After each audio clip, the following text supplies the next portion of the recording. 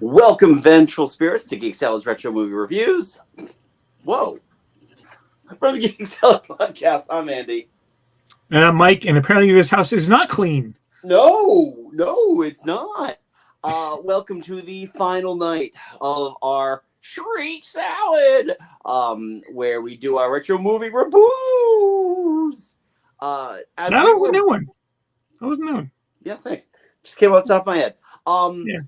So we were gifted an extra week based on our, you know what, I gotta hold on 1 second, just to, I gotta hide the camera real quick and flip around because I don't like the angle I was going at. There we go, much better. I look better this way anyway.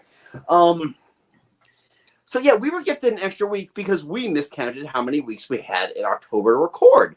Yep. So we always tend to do 4. We always tend to plan out for 4. In this case, it was for the horror movies of the 1980s, and then we had an extra week. Yeah. And Mike and I were like, what do you want to do? And we both kind of were like, Poltergeist. Yeah.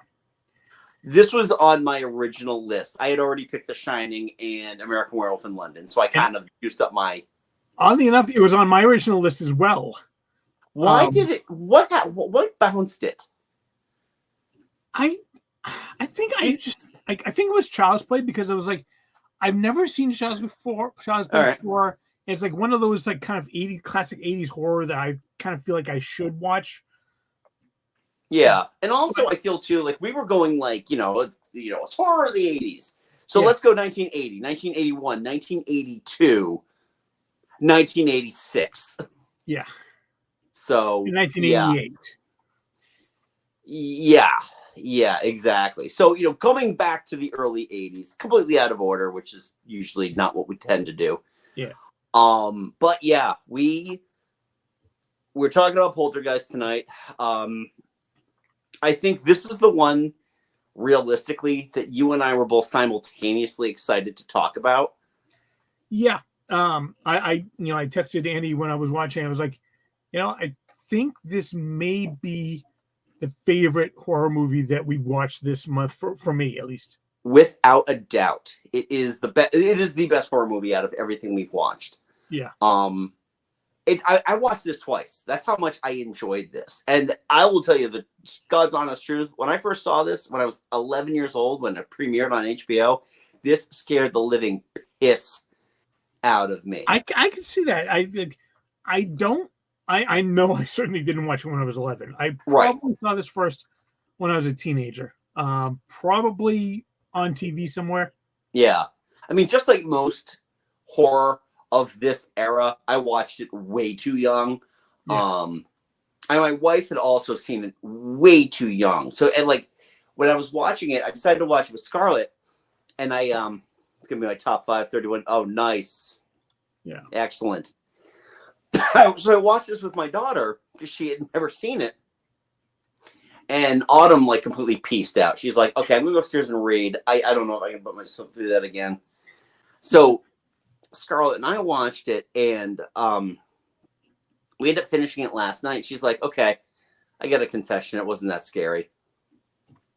Yes. Rated PG. Yeah. 2 years before the PG-13 rating. And oddly enough, it was Mr. Spielberg who was responsible for the PG-13. Yep. And I'm kind of surprised they didn't rush it out when this one was around. It's weird with this one. It's almost like I don't know. I don't know. I mean, other than the fact that PG-13 didn't exist back then. Yeah. And I mean, you could quite literally show like 3 minutes of tits in a PG movie at this point, too. I mean, so just a pair of naked breasts. So, like, I mean, watching. Airplane. What's that? Airplane. Yeah, exactly. Airplane. So it was almost like they were a little more lax with this. And as we went, there were, Gremlins is scary to a certain extent, but it was really the Temple of Doom. Yeah. That kind of hammered that PG-13. Yeah, I mean, for me, this movie is fantastically atmospheric. But when it comes to like just straight up scares, there's really only one moment for me. Is it the clown? Oh no, okay, sorry. All Two right, so moments. two. Yeah, There was that one scare. counts. Two scares. No, it's the face. Yeah, so when I was a kid, I went out of my way to avoid watching that scene. Yeah, And then when I saw it, like probably edited for TV, like they showed like a little bit of it, yeah. but I don't remember him going right down to the skull. Yep. That part I did not recall. That movie made me terrified of maggots. Oh well, I mean, well, they're kind of scary when you think about it. But just the face tearing. Which, by the way, the hands were Spielberg's hands. Yeah. I was listening to the Verbal Diorama episode from last year, I believe. Yeah, it was last year. Yeah. And those are Steven Spielberg's hands because you only got one take, so you want someone that knows exactly what you want to do. All right. So a big tree outside my. Oh my God. Yep. Yeah. Yes. Yeah, that tree was terrifying. I was lucky. I didn't grow up with a tree near either of my windows, but I definitely felt that kid. I felt Robbie's fear. Yeah. with that tree, because that thing like looked scary. It's like the trees in Snow White. Yeah. Yeah. I mean, looking at it now, I'm like, it looks like the Whomping Willow. Yeah. It's weird. It's naughty. But like you and I were talking about this last night, and this is kind of like the big bone of contention with this movie. Is this really a Tobe Hooper movie, or is this a Steven Spielberg movie? Now, I'm going to say it is both of their movie. It would be interesting to like run the entire movie and then just have like a little score pad on the bottom with like, Spielberg, Hooper, and then bing, bing, bing, bing. Every time you can tell what scene each of them directed. Yeah. Because there were a lot of the hallmarks of a Spielberg movie in this movie. Now, I don't doubt that Tobe Hooper, I don't doubt that he did work behind the camera. He absolutely did. Yeah. The face tearing scene was absolutely Tobe Hooper. Yeah. That type of terror. Although, but like when the camera is on the stairs and you see like the spirits coming down, I'm like, that is Raiders of the Lost Ark right there. That's Raiders and that's Close Encounters. Yeah, it's like because I haven't seen Close Encounters in ages, but it was like that. If I didn't know what movie I was watching, I'd be like, that looks like the Angel of Death from the end of Raiders. Yeah. Anytime there is a shot that has like that slow close up when somebody is witnessing something, that's a Spielberg hallmark. Oh, yeah. And you can't tell me that scene where Diane is ready to go through the portal and she and Steven kiss, that is totally a Spielberg thing. Oh yeah. The hallmarks for both directors are there, and it's funny at this early stage in Spielberg's career, considering this was like 7 years after Jaws. He'd been a professional director for over 10 years at that point, but the hallmarks are definitely there that he did have a lot of, even if it's just him in Hooper's ear saying, hey, try this shot. Let's see how that works. Now, whether or not that made Tobe Hooper a better director is... Em said it on Verbal Diorama. Like, Tobe Hooper has never done a movie like this one. He never did it the rest of his career. Not to this level of special effects. Even being able to carry that. Even before this one, he never did this much special effects. No. I mean, and ILM had only been around for 5 years at this point anyway. So right. But he was also he was working with top tier technology at this point, which never really, I don't think ever hoved his way again unless he was doing TV work, primarily for stuff like, Tales from the Crypt. I didn't look to see if he'd done an Amazing Stories or not. I really feel like he did do an Amazing Stories. Yeah, and mentioned that. Okay. But even like his next big sci-fi film, which was Life Force, those special effects ain't great. I mean, of course, he's also dealing with the Canon budget at that point, and nobody watches it for the special effects. No. They only watch it for two things, and they're both in front of Matilda May. You're not wrong. You tell me where I'm lying. Oh, Life Force. Life Force. I watch it for the plot. The plot. Both of them. The plots. Got huge tracts of land. I gotta say though, this cast assembled is such a Spielberg type of cast. Other than the fact that the dad is still actually in the picture. Yeah. And I mean, you can tell Spielberg kind of wrote, or at least co-wrote this one, because honestly, it is a very mom-centered movie. Oh my God. I had forgotten. It never really occurred to me until like this year's viewing of it, how front and center Diane is in this movie. And what a goddamn crime it is. JoBeth Williams really wasn't getting those Poltergeist roles after that, I mean, I think the next year she was in The Big Chill, which was a huge hit. But other than that, it's like... Yeah, she's been working steadily, but she really hasn't had like the kind of like front and center movie starring thing that like a Spielberg movie that she did there. I mean, let's be honest though. The same thing happened to Dee Wallace though from E.T. Yeah. This was a post The Howling, so yeah. But it's just the hallmarks of the Spielberg family centric story. I didn't see what that pop up said. I was.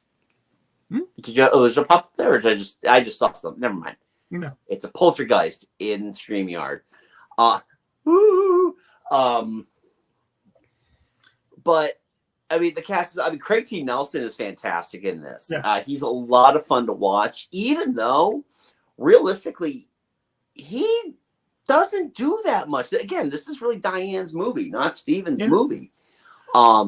It's been ages. I mean, and I barely remember ever seeing Poltergeist 2, but I believe that one was much more Craig T. Nelson centric, from what I recall and what I read on Wikipedia. Whereas this one is definitely more based around Diane. Well, Spielberg had really nothing to do with maybe an executive producer credit, which I'm not even going to bother to look if he had one or not on Poltergeist 2. It is funny. I mean, he has that one really great scene though. It's like right before the beginning of the third act, where his boss is checking in on him, and he goes to show him the elevated view of where they're going to be building next, and he explains the whole thing about the cemetery, and you could see him working that out. Yeah, we did it before in '76. Yeah. He's like, when are those pieces coming from? I mean, like, where are those pieces coming from? All those pieces from history that are just popping out of the portal. Yep. It's like, but then his like boss is like kind of eases up. Oh no, don't worry about it. Like, okay, I guess. So. But it's such a great reveal though when they finally, not only do you see all the dead bodies, but the fact that he just moved the headstones. Yeah. Oh yeah, when he is confronting his boss at the end, like, you just moved the headstones. You left. I could have done without that weird like psycho scream, but other than that, it was really an effective reveal. But I mean, at the same time, it's showing you again how Diane centric this was. She was in the meantime, she was running around the house rescuing her kids while he's just like yelling at his boss. Right, exactly. He was like, "Oh, wait, all right, Diane's gotta get out of the house. Okay, well, here's my boss. I gotta go yell at him."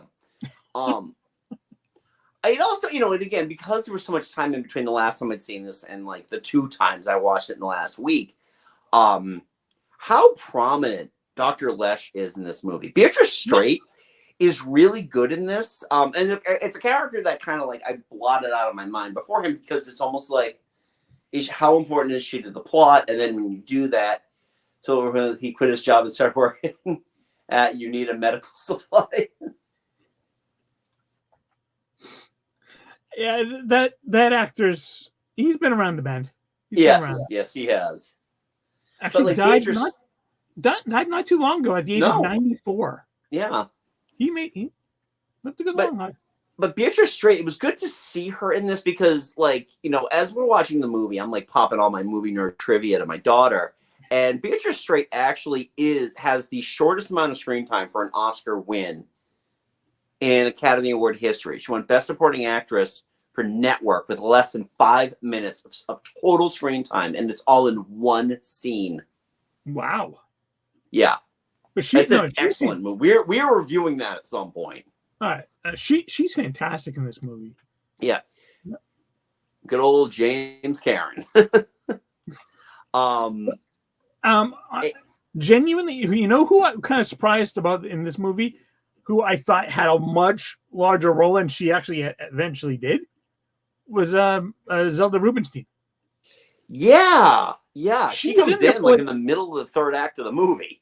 Yeah, she doesn't show up until like 20 minutes until the end of the movie, and she's in it for about 5-10 minutes of it. Right, but she steals every scene that she's in. I mean, because it's just the way that she just comes on the screen. She's got a presence on screen. Yeah, I mean when Steve is trying to psychically send the message, and she just lays the smackdown on him, I was like, I don't do all that. No, just go away. No, she's fantastic in this. She makes an appearance in all 3 of the Poltergeist movies too. I didn't realize she was in the third one. I knew she was in the second one for I did a little IMDb diving earlier, and she's in that. Yeah. And if I don't mind saying so, the name Tangina does sound like a European orange carbonated beverage. That line, bitch, though. This house is clean. Oh, really? Yeah, my ass. Oh, really? Well, you did. I mean, let's be fair, though. I don't think that even she could see that the children's closet was going to turn into a gigantic vagina at any point during the. It was so weird because that third act too, again, felt like Hooper. Because things just started getting a little pervier. With I don't vagina closet. Jo Beth Williams just being like, nope, can't see my boobs in this one. Nope, can't see my boobs in this one. Yeah. It seemed like Spielberg wouldn't have gone to that level of what is that in the closet? Yep. Toby, you happy with this? Yeah, I'm happy with that. Okay. All right, and I've been going over the Foley sounds real quick. You're just going to use a lion for that for the door guard? Yeah, sure. Yeah, the beast. Yeah, okay. Yeah, the beast quite literally sounds like the MGM lion. Yeah.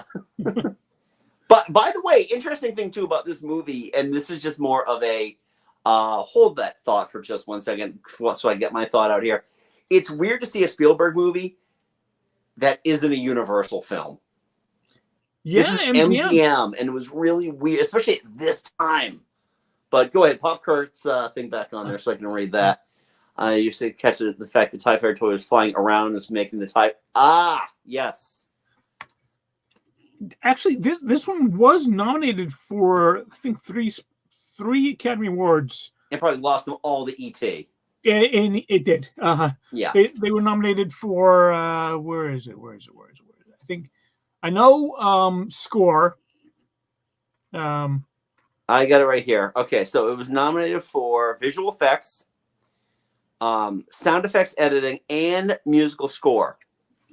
And on the subject of that, man, does Jerry Goldsmith want to be John Williams so bad in this movie. And keep in mind, I love Jerry Goldsmith. Oh, yeah. Jerry Goldsmith is phenomenal, but yeah, it's like it feels like he knew that if he didn't have this, that if John Williams wasn't doing E.T. at the time, guess who would not be doing right, exactly. And I'm sure he had Spielberg in his ear, "Hey, can you make that more Williamsy? Can you make that more Williamsy?" Yeah.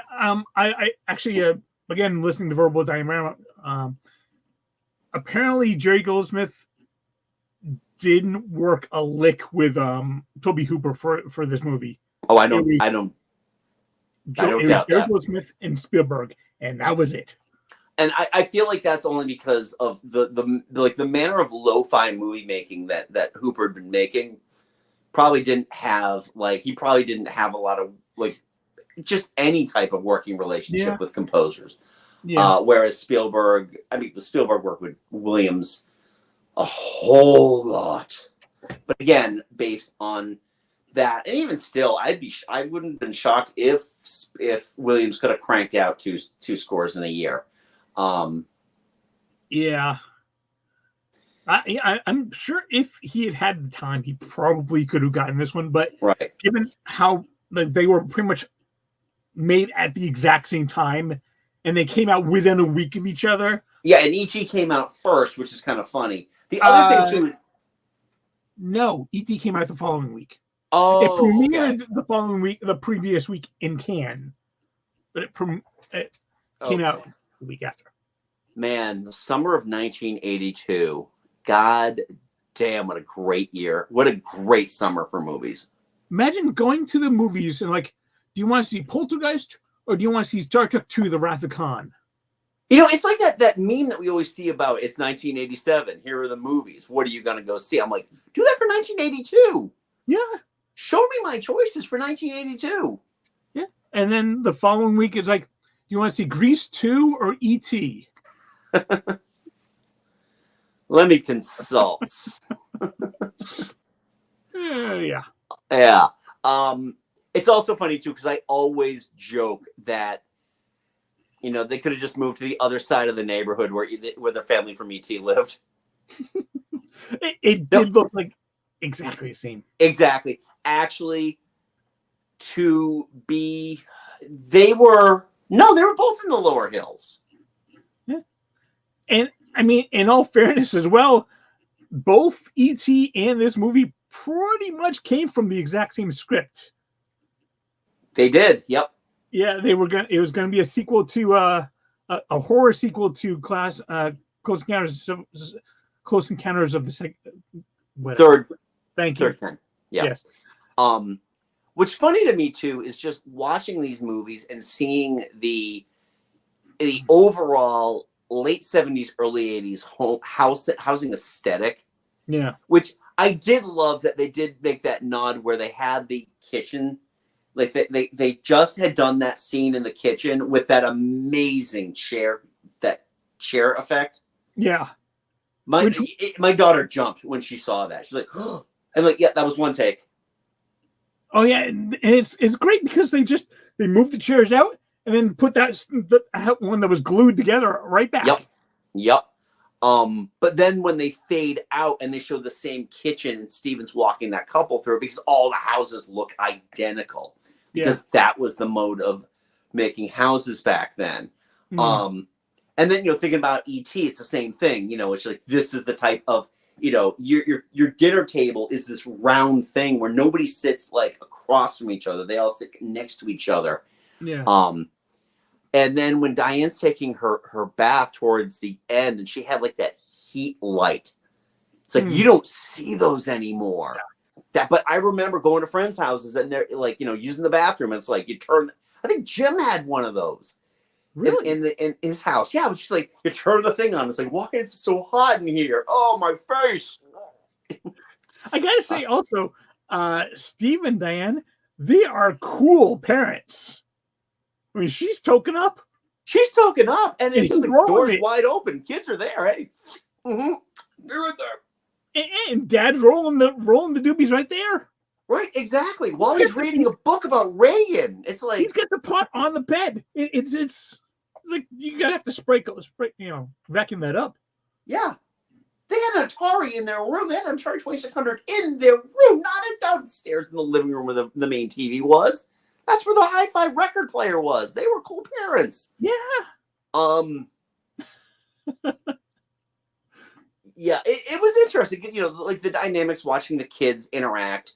The other daughter, played by Dominic Dunn, who sadly passed away like months after the movie was released. Yeah, like 5 months. Yeah, because she was murdered by her boyfriend and starting the Poltergeist curse. Yeah. Yeah, Dana. That was a weird one because, so first of all, it has been pointed out that they said Diane was 32 years old. Dana's 16. So either she had her, Diane had Dana at the age of 16, or she is Steven's second wife. Oh. Which it's like, I was thinking about that, but as I'm watching the movies, like, they really have a tight relationship. Yeah. I don't know. Maybe she was a child bride. I don't know. I mean, she's 16, but she acts like that because when she's walking out and like those construction guys that are digging the pool, yeah, and she just like flips them off, yeah. And it's like, okay, yeah, okay, and those guys doing that right in their employer's kid while the window was open, and then that one construction guy going through the window and like taking the coffee and like eating right out of the pan. Yeah. What the hell? Really? Oh, they did mention that. Okay, I must have missed that. Yeah, I missed that too. Okay, well, you know, it's one of those things too, because they're like, the way that the sound is mixed, sometimes you miss things. Like the second time I watched it this week was when when they mentioned that like Carol Ann was one who was born in that house. So that might be why they have they're akin to her. Yeah. As opposed to Robbie, who they just wanted to torture the hell out of with that clown. Why didn't they throw that thing out? The clown and the tree.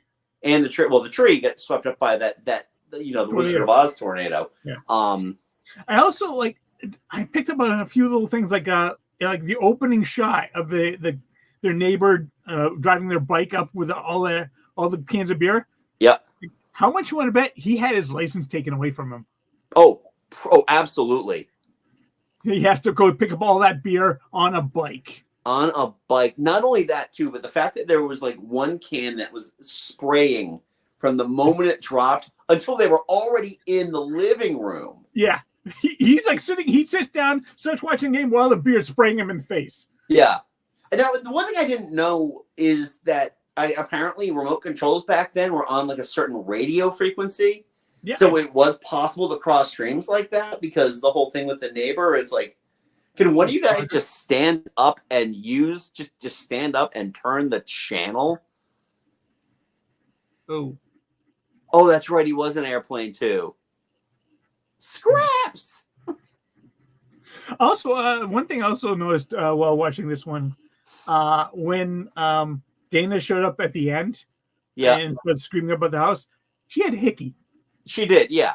She also made that mention too about the Holiday Inn, that she knew it. Yeah. Yeah. Yeah.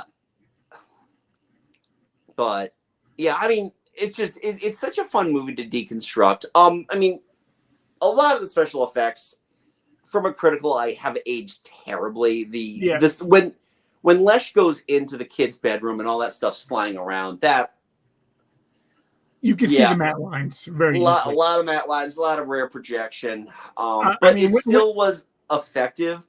Not nearly as effective, though, as when Diane tries to go into the room. Like, she just stands at the door and she just opens it a crack and it starts shrieking, so she has to shut the door again. Yeah. Yeah. The like when they have a matte shot, there's no hiding it. You can see the matte lines. I mean, when the storm is coming in at the beginning, you can see it's like, oh, that is clearly a painting. That is clearly a matte. Yeah, that is clearly a painting. The tornado was clearly the same special effect they used in The Wizard of Oz.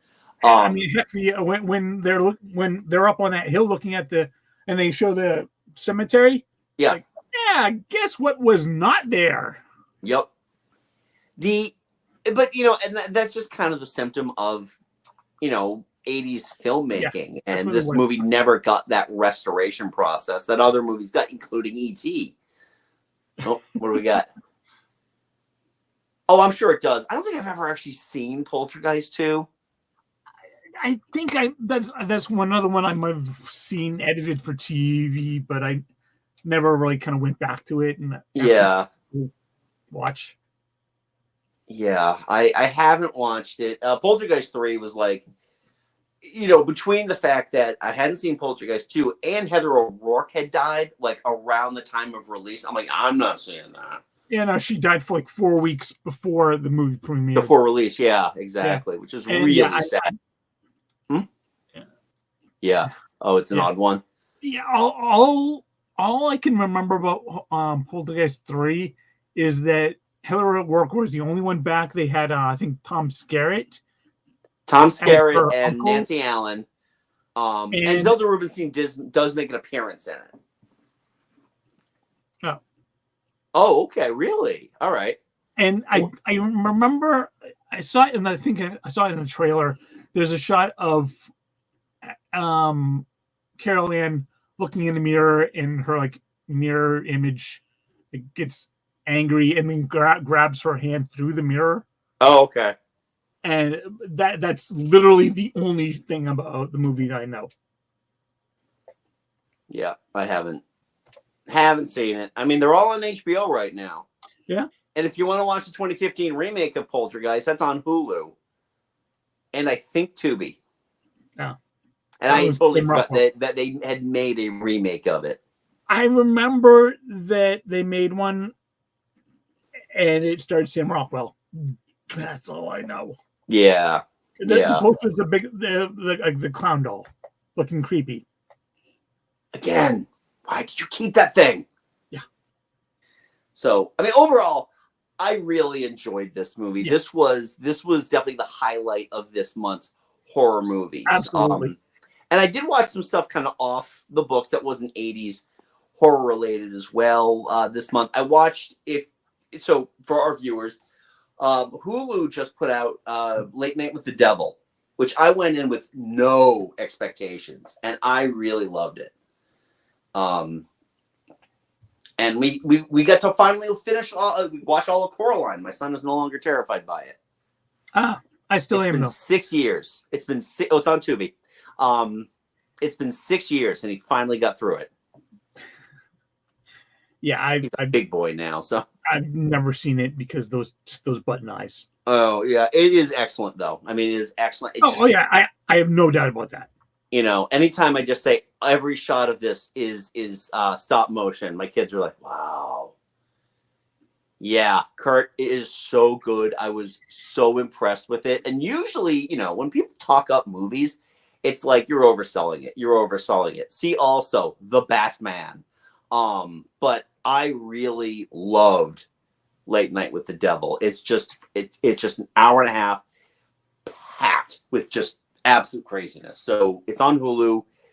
If you're in the mood for a good horror movie, check it out. I've heard maybe not you, Mike, because I know you're not a huge horror movie fan. Oh yeah, no. I've been watching Young Frankenstein in honor of Terry Garr. In honor of Terry Garr, yeah, yep. We only have Gene Hackman left now. Yeah, and Mel. Yeah, and Mel. But yep. Actually, you know, speaking of which, that she was in Close Encounters. Terry Garr, yes. Terry Garr. She was Richard Dreyfuss's wife in that, or Richard Dreyfuss. I don't know what the plural of Dreyfuss is. So anyway. So that's all I got to say about Poltergeist. Yeah. How about you, Mike? Yeah. So anyway, folks, we want to know, what are your thoughts on Poltergeist? Did you watch this movie way too young when you were a child as well? Or did you watch it as a grown-ass adult? Want to know what you thought of it? Leave your comment below. Keep it clean, keep it polite. Don't forget, give this video a big thumbs up. That helps us in the algo. Also, hit subscribe. We do this every week. So you will have... Yeah, I'm just trying to remember you'll have tons of stuff to look back at in our playlist, but also Dreyfuss's, and more stuff to come as we are moving away from Halloween. We are, by the way, programming note, taking next week off. First of all, we got 5 movies done. I'm going away. I will not be around. But we've got a few movies kind of in the hopper, ready to rock and roll. Yeah. I've seen all of them already. I'll have to do a rewatch of them, and I know 2 of them I haven't seen. I don't think I've seen the third one as well. Okay, well, we'll go over that. Yeah. But yeah, so keep posted. Like I said, next week we will be off. But also, if you want to still follow us, we're on the socials, Geek Salad Podcast at Facebook, and we are at Geek Salad Radio on Twitter, Blue Sky, and Threads. Also, Mike and I host a little podcast called Geek Salad. You can check that out wherever you get your podcasts. When I return from vacation, we will be beginning the starts of our movies of 1994. 30th anniversary look back. So looking forward to that. We will have our special guest, M from Verbal Diorama, joining us at some point for it. Again, working that out. But yeah, so let us know what you thought about Poltergeist. And until next time, I'm Andy. I'm Mike. Go forth and be nerdful. We'll talk to you later.